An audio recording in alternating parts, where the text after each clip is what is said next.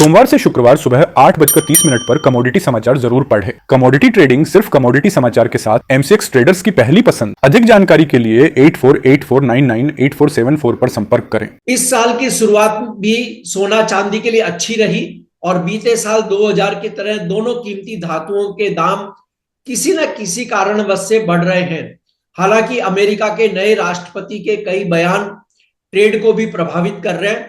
Donald Trump के white house लौटने और भारत का आम बजट, दो बड़ी इवेंट्स इस महीने होने जा रही है। सोने चांदी की ताजा ट्रेड रणनीति पर बात करेंगे एसएस वेल्थ स्ट्रीट की फाउंडर सुगंधा देवा से।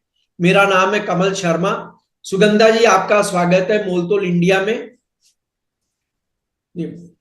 सुगंधा जी, 2025 की शुरुआत में भी बीते साल की शुरुआत के दिनों की तरह सोने चांदी के दाम बढ़ रहे हैं। इस बढ़त की वजह आप क्या मानती हैं?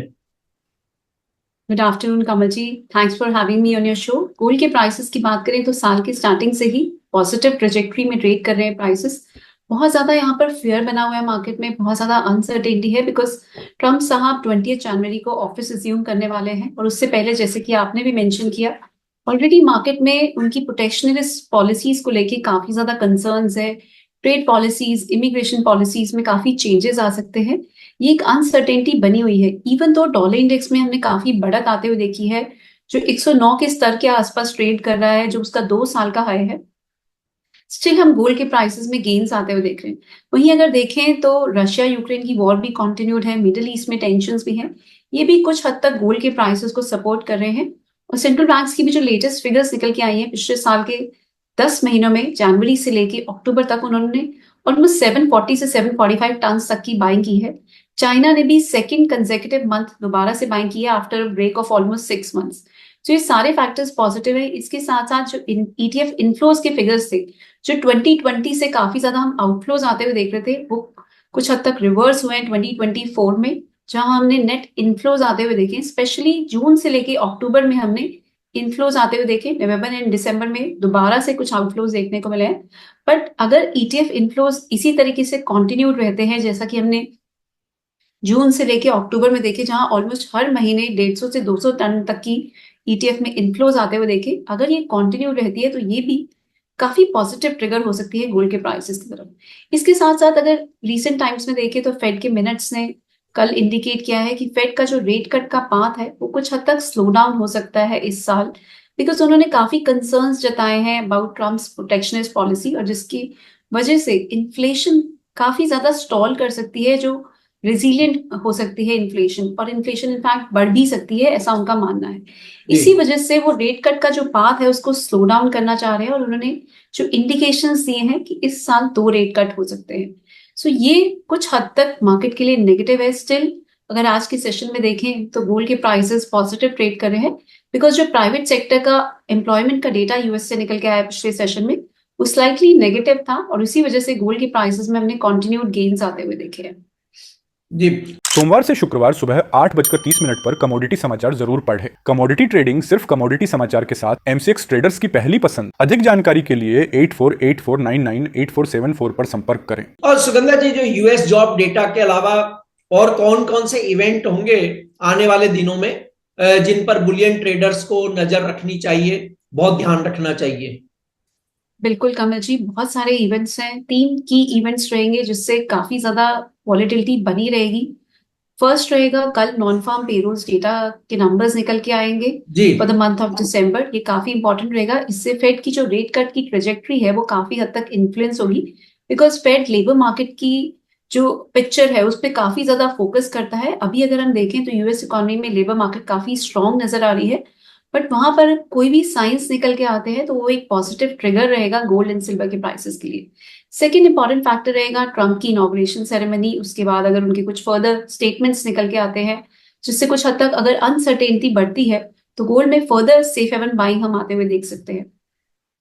थर्ड की इवेंट रहेगा फेड की मीटिंग जो इस मंथ के एंड में होने वाली है, वो भी काफी इंपॉर्टेंट रहेगी। इवन दो ऐसा मानना है हमारा कि इस बार फेड इंटरेस्ट रेट कट्स नहीं करेंगे, बट जो इनका इकोनॉमी को लेके जो आउटलुक रहेगा या जो रेट का कट की जो ट्रेजेक्ट्री होगी उस पर जो भी इंडिकेशंस आएंगी वो काफी इंपॉर्टेंट रहेंगी गोल्ड इन सिल्वर के प्राइसेस के लिए। सो ये तीनों फैक्टर्स रहेंगे जिसपे मार्केट की नजर जरूर रहनी चाहिए, और इससे हम काफी हद तक वॉलेटिलिटी आते हुए देख सकते हैं गोल्ड एंड सिल्वर के प्राइसेस में। इसके साथ साथ यूएस का जीडीपी डेटा भी है, और उसके बाद इंडिया का बजट भी है। बजट में अगर हम देखें तो काफी ज्यादा इस बार एक्सपेक्टेशंस हैं कि गवर्नमेंट गोल्ड की इंपोर्ट ड्यूटी को कुछ हद तक बढ़ा सकते हैं, जो उन्होंने पिछले बजट में काफी सिग्निफिकेंटली लोअर डाउन करी थी बाय 9%। वो इस बार इसको बढ़ाने के लिए काफी हद तक मार्केट में ऐसी एक्सपेक्टेशंस आ रही हैं, बिकॉज गोल्ड के इंपोर्ट्स काफी हद तक बढ़े हैं नवंबर में, इवन दो ये फिगर्स आज रिवाइज होके आई हैं। नवंबर में जो फिगर्स पहले निकल के आई थी वो ऑलमोस्ट $15 बिलियन तक की इंपोर्ट की फिगर्स थी, but it has been revise lower by 34%। Still gold के इंपोर्ट्स कुछ हद तक बढ़े हैं। सो मार्केट पार्टिसिपेंट्स का ऐसा मानना है कि गवर्नमेंट इन इंपोर्ट्स को कर्व करने के लिए इंपोर्ट ड्यूटी में कुछ हद तक हाइक कर सकते हैं। सो ये भी एक बहुत बड़ा फैक्टर रहेगा जिसपे बुलियन पार्टिसिपेंट्स को नजर रखने की जरूरत है। जी, और सुगंधा जी, सोने और चांदी में जिस तरह से बढ़त आई है बीते दिनों, क्या यहाँ पर एक प्रॉफिट बुकिंग बनती है, या जिनकी लॉन्ग पोजीशन है, जो ट्रेडर है, जिनकी ट्रेडर की जो लॉन्ग पोजीशन है, क्या उसे कैरी करें? कमल जी, अभी ट्रेंड बहुत ज्यादा क्लियर नजर नहीं आ रहा है, बिकॉज बहुत सारे इवेंट्स हैं जिससे वॉलेटिलिटी बनी रहेगी। बट अगर हम नियर टर्म में बिल्कुल देखते हैं तो 78,150 से 78,200 एक इमीडिएट हर्डल जोन है। अभी मुझे लगता है गोल्ड में बाइंग में ही रहना चाहिए, बिकॉज डाउन साइड में 77,300 एक बहुत स्ट्रॉन्ग सपोर्ट एरिया है। बट वहीं अगर हायर साइड में देखें तो 78,150 से 200 में कुछ हद तक सप्लाई प्रेशर देखने को मिल सकता है। सो मेरी एडवाइस रहेगी, बेटर रहेगा आप डिप्स पे बाइंग करें और 78,150 के आसपास अपनी पोजीशन को बुक करें। प्राइसेस अगर इसके ऊपर सस्टेन करते हैं तभी फर्दर अपसाइड देखने को मिलेगी टुवर्ड्स 79,000। मैं शॉर्ट पोजीशंस की अभी एडवाइस नहीं दूंगी, अभी ऐसा कोई क्लियर सिग्नल निकल के नहीं आ रहा। जब तक 77,300 के नीचे प्राइसेस सस्टेन नहीं करते तब तक शॉर्ट पोजीशंस लेना काफी रिस्की हो सकता है। यस, 77,300 के नीचे आप जरूर शॉर्ट पोजीशंस बिल्ड कर सकते हैं विद स्टॉप लॉस ऑफ 77,650, और डाउन साइड में आप 76,700 से 76,500 तक के लेवल्स को टारगेट कर सकते हैं। ओवरऑल अगर हम देखें, ये बिल्कुल नियर टर्म के व्यूज रहेंगे, पर अगर हम ओवरऑल देखें तो प्राइसेस 76,500 से 75,500 में बहुत स्ट्रॉन्ग सपोर्ट ले रहे हैं, और अभी जो स्ट्रैटेजी है वो बाय ऑन डिप्स की प्रेफरेबल नजर आ रही है। बट यस, हायर साइड में कॉशियस रहने की जरूरत है, बिकॉज पिछले काफी सेशन से अगर हम देखें तो प्राइसेस में ओवरऑल अगर हम देखें तो गेन्स आते हुए दिख रहे हैं। जी, और सुगंधा जी, ये तो आपने गोल्ड पर रणनीति बताई कि क्या टारगेट होनी चाहिए, स्टॉप लॉस क्या रखें और क्या हो सकता है। अगर ये बात सिल्वर पे पूछी जाए तो सिल्वर के लिए आप क्या एडवाइस देंगी? कमल जी, ओवरऑल सिल्वर इस साल मुझे गोल्ड से ज्यादा बुलिश नजर आ रही है, बिकॉज पिछले 4 सालों से सिल्वर की मार्केट में स्ट्रक्चरल डेफिसिट बना हुआ है, सिल्वर की डिमांड बढ़ रही है, और चाइना जिस तरीके से स्टिमुलस मेजर्स की बात कर रहे हैं या इंटरेस्ट रेट कट की बात कर रहे हैं, उससे सिल्वर की डिमांड को फर्दर फायदा मिल सकता है। सोलर पैनल्स में, इलेक्ट्रिक व्हीकल्स में सिल्वर की डिमांड काफी स्ट्रॉन्ग है। सो ये सारे फैक्टर्स सिल्वर के लिए ज्यादा फेवरेबल है। और जिस तरीके से पिछले साल सिल्वर के प्राइसेस $30 पर आउंस के ऊपर एक ब्रेकआउट दिया है, वो भी एक पॉजिटिव ट्रिगर है। अभी प्राइसेस ओवरऑल कुछ करेक्टिव मोड में जरूर चले गए हैं, बट लोअर लेवल से दोबारा से उनमें हमने रिवाइवल आते हुए देखा। अगर हम लेवल्स की स्ट्रिक्टली बात करते हैं तो 87,000 मार्क एक मीडियम टर्म के लिए एक बहुत स्ट्रॉन्ग सपोर्ट बन गया है। बट वहीं अगर हम बिल्कुल नियर टर्म की बात करें तो 90,200 एक स्ट्रॉन्ग सपोर्ट एरिया नजर आ रहा है। हाई साइड में मुझे लग रहा है ये रैली कुछ हद तक कंटिन्यू हो सकती है टुवर्ड्स 92,200 टू 92,500। वहां पर मेरी एडवाइस रहेगी कि प्रॉफिट बुक करें, बिकॉज वहां से कुछ करेक्शन देखने को मिल सकती है, एंड दोबारा से आपको लोअर लेवल्स मिलेंगे जहां पर आप लॉन्गर टर्म के लिए अपनी पोजिशनिंग को बिल्ड कर सकते हैं।